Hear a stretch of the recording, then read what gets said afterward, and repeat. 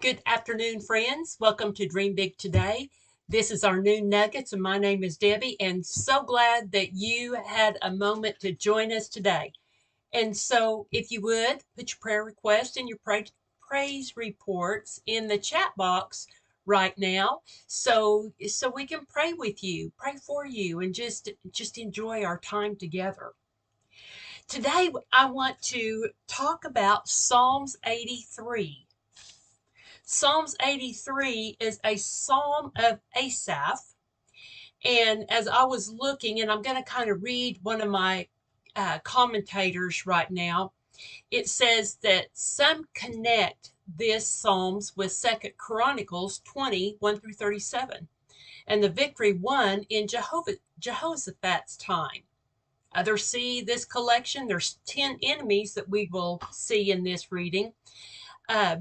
Set against Israel, not as referring to one specific occasion, but to the constant danger of extermination that Israel lived under and still live under to this day. And so let's look at this real quick. First of all, the writer is appealing for help. And all of this we can take lessons from today because we appeal for help as well. Ask God to take action against our enemies, those set on destroying us, those people that seek vengeance. Well, have you ever had that happen? There's times in life that somebody feels like they have been wronged by you and they want to get even. They want somebody to make sure justice is served. But the Bible tells us that vengeance is for the Lord, not for us. We're supposed to forgive and move on. The Lord will take care of everything else. So the writer begins by saying, "Oh God, do not be silent, do not be deaf, do not be quiet, oh God."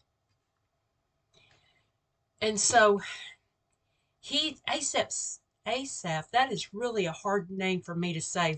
I need to have some more consonants in it, I think. But he's saying this prayer in a time of a national crisis.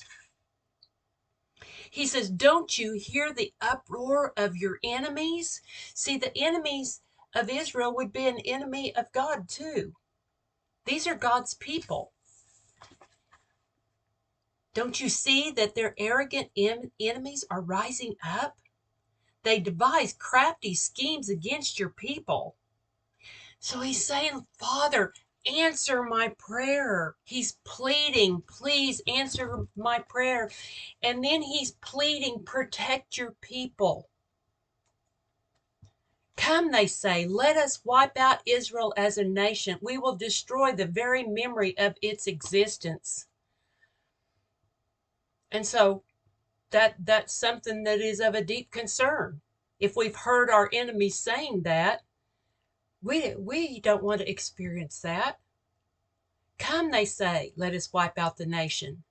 Oh, I just read that. And then verse 5. Yes, this was their unanimous decision. They signed a treaty as allies against you. So now he names the 10 enemies of Israel: the Edomites, Ishmaelites, Moabites, Hagrites, Jebusites, Ammonites, Amalekites, Philistia, Tyre, and Assyria. They've all joined forces. A little intimidating whenever you're experiencing something and you see what you thought was your friends, and now then it seems that they're all forming an alliance against you. How do you feel about that? And then he says in verse 9, "Do to them as you did to," now he's talking about some other ones, "the Midianites, Sisera, and Jabin. They were destroyed at Endor, and their decaying corpses fertilized the soil. Let their mighty nobles die as in Oreb and Zeb did, and let all the princes die like Zebah and Zalmunna." So I separated those out. The two, Sisera and Jabin, happen to be with Deborah and Barak in Judges 4. You'll read that story. And the Midianites, Oreb, Zeb, Zebah, and Zalmunna, all of these came from the story of Gideon, and you can see that in Judges 7 through 8, chapters 7 through 8. So these were deadly enemies with forces superior to Israel's. But with God's help, they were soundly defeated. And that's what we know. We've read so far in Joshua that the Lord is telling him to be strong and courageous. We fight from the victory because our victory in Jesus has already been won. He will take care of us. All we have to do is trust and believe. We're not going to understand all the steps that it takes to get us there, because we really want, if we're praying, we really and truly are praying for the easy way out. We're not praying for the difficult road that we might have to travel through to fully understand the glory that God is going to shine. Look on down at verse 16. Utterly disgrace them until they submit to your name. And then 17, let them be ashamed and terrified forever. Let them die in disgrace. Then they will learn that you alone are called the Lord, that you alone are the Most High, supreme over all the earth. Now, I highlighted verse 16 because sometimes we have to be knocked down to our knees time and time again for submission to God.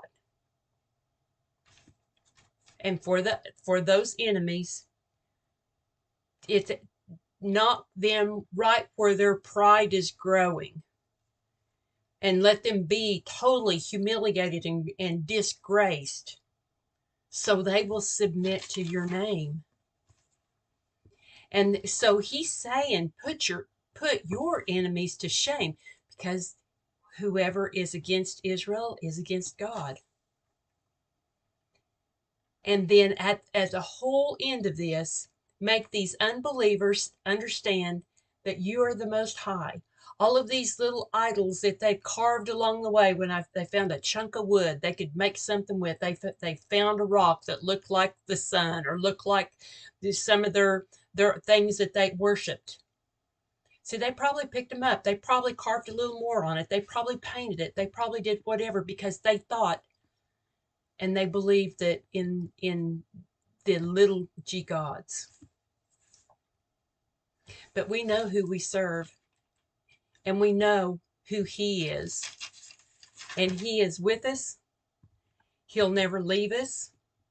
All we have to do is just seek, ask, the ABCs: ask, believe, and repent. He's with you and he loves you. You have a absolutely blessed day, and I believe Elizabeth will be back tomorrow. And so join us in the morning at 8:30. We'd love to see you. Have a great one. Bye.